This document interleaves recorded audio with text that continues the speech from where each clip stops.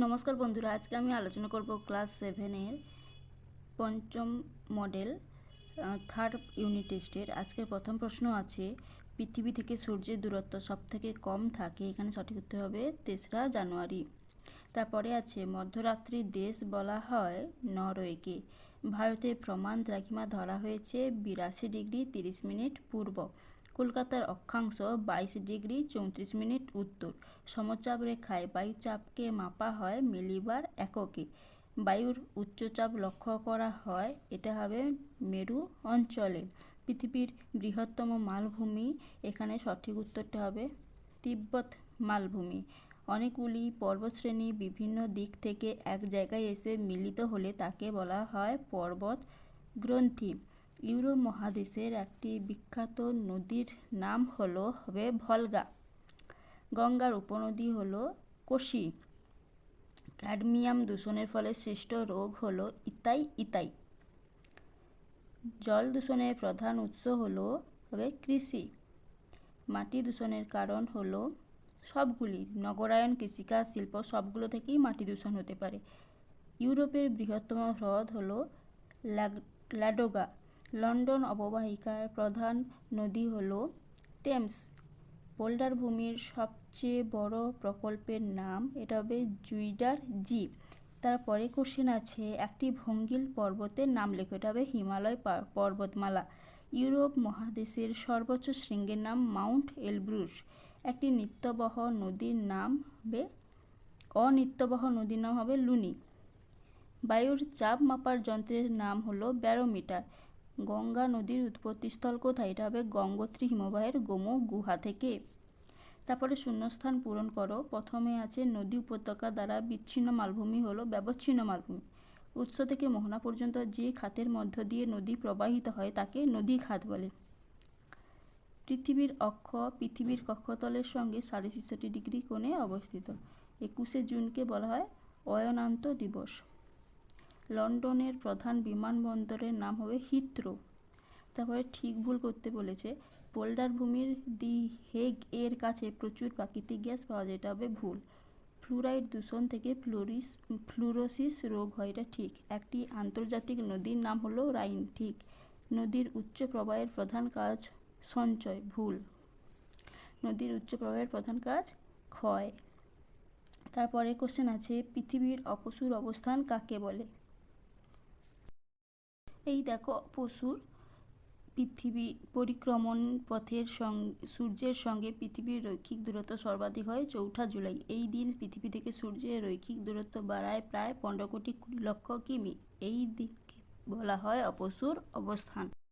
এরপরে আছে, ইউট্রোফিকেশন বলতে কি বোঝো? এটা আমরা সহায়িকাতে 192 পেজে পাবো। এই দেখো, ইউট্রোফিকেশন এইটা। তারপরে কোশ্চেন দেখো, এরপরে কোশ্চেন আছে, মাটি দূষণ প্রতিরোধের 2টি উপায়। এটা আমরা সহায়িকাতে 206 নম্বর পেজে দেখব। এই দেখো, কিভাবে ভূমি বা মাটি দূষণ নিয়ন্ত্রণ করা যায়, এইগুলো। তারপরে কোশ্চেন দেখো, পরে কোশ্চেন, নিত্যবহ নদী কাকে বলে? উদাহরণ দাও। এটা আমরা সহায়িকাতে 142 নম্বর পেজে পাবো। যে নদীতে সারা বছর জল থাকে তাকে নিত্যবহ নদী বলে। সাধারণত উচ্চ পার্বত্য অঞ্চলে হিমবাহ সৃষ্ট তথা বরফগলা জলে পুষ্ট নদীকেই সারা বছর জল থাকে। মানচিত্রে এই নদীগুলো নীল রঙে অঙ্কন করা হয়, যেমন গঙ্গা নদী। তারপরে কোশ্চেন দেখো, স্টেপ তৃণভূমি কি? এটা আমরা সহায়িকাতে 327 নম্বর পেজে পাবো। এই দেখো, স্টেপ তৃণভূমি ইউরোপের নাতিশীতোষ্ণ অঞ্চলে কম বৃষ্টিপাতের কারণে যে তৃণভূমির সৃষ্টি হয় তাকে স্টেপ বলে, এইটা।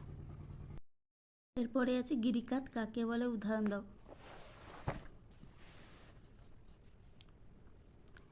এই দেখো, এইটা আছে কি গিরিখাত। তারপরে কোশ্চেন আছে, জল দূষণ প্রতিরোধের 4টি উপায় লেখো। জল দূষণ নিয়ন্ত্রণ বা রোধ করার উপায়, এখানে অনেকগুলো দেওয়া আছে, এইগুলো দেখে করতে হবে। তারপরে কোশ্চেন, সমচাপ রেখা কি? সমচাপ রেখার 2টি বৈশিষ্ট্য। এটা সহায়িকাতে 74 নম্বর পেজে পাবো। সমচাপ রেখা, এই দেখো যে সকল স্থানে একই পরিমাণ বায়ুচাপ থাকে সেই সমস্ত স্থানগুলিকে মানচিত্রের যে কাল্পনিক রেখা দ্বারা যুক্ত করা হয় তাকে সমচাপ রেখা বলে। একটা বৈশিষ্ট্য, এই বৈশিষ্ট্য দেওয়া আছে। তারপরে কোশ্চেন হচ্ছে স্তূপ পর্বত কীভাবে সৃষ্টি হয়, স্তূপ পর্বতের একটি উদাহরণ দাও। এটা আমরা 98 নম্বর পেজে পাবো। এই দেখো স্তূপ পর্বত উৎপত্তি, এইটা করব। এই যে স্তূপ পর্বতের সৃষ্টির প্রক্রিয়া একটা উদাহরণ দিতে বলেছে, এখান থেকে উদাহরণ দেওয়া আছে। তারপরে কোশ্চেন আছে পোল্ডার ভূমি কি। দেখো পোল্ডার ভূমি কি, এটা করতে হবে। তারপরে কোশ্চেন দেখো, এরপরে কোশ্চেন ইউরোপ মহাদেশের সমৃদ্ধির কারণ। এটা সৈকাতে 316 নম্বর পেজে পাবো। এই যে 316, এই দেখো ইউরোপ মহাদেশের সমৃদ্ধির কারণগুলো, এই দেখো অনেকগুলো দেওয়া আছে।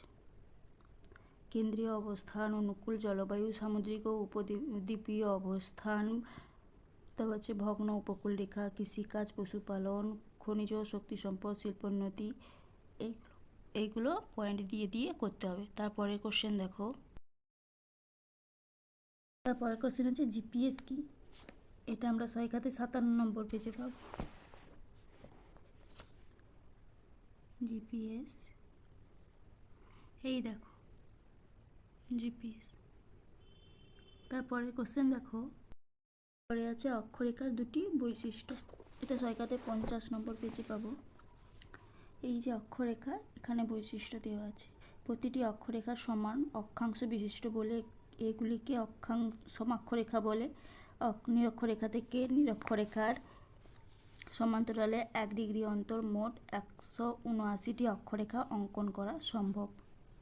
তারপরে কোশ্চেন দেখো, বায়ুর উচ্চচাপ ও নিম্নচাপের মধ্যে পার্থক্য লেখো। এটা আমরা সৈকাতে করব।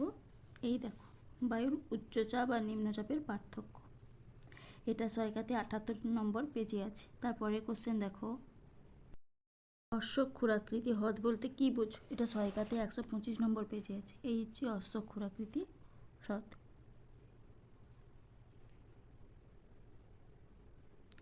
তারপরে কোশ্চেন দেখো, কে এবং কেন টেবিল ল্যান্ড বলা হয়। এটা সৈকাতে 112 নম্বর পেজে আছে। এই দেখো মালভূমিকে টেবিল ল্যান্ড বলা হয় কেন, অর্থাৎ টেবিল ল্যান্ড কাকে বলা হয়, মালভূমিকে। আর কেন বলা হয়, এই যে এই কারণগুলো। এই ছিল আজকের আলোচনা। যদি ভিডিওটা ভালো লাগে তাহলে অবশ্যই আমার চ্যানেলটিকে সাবস্ক্রাইব করবে। ধন্যবাদ।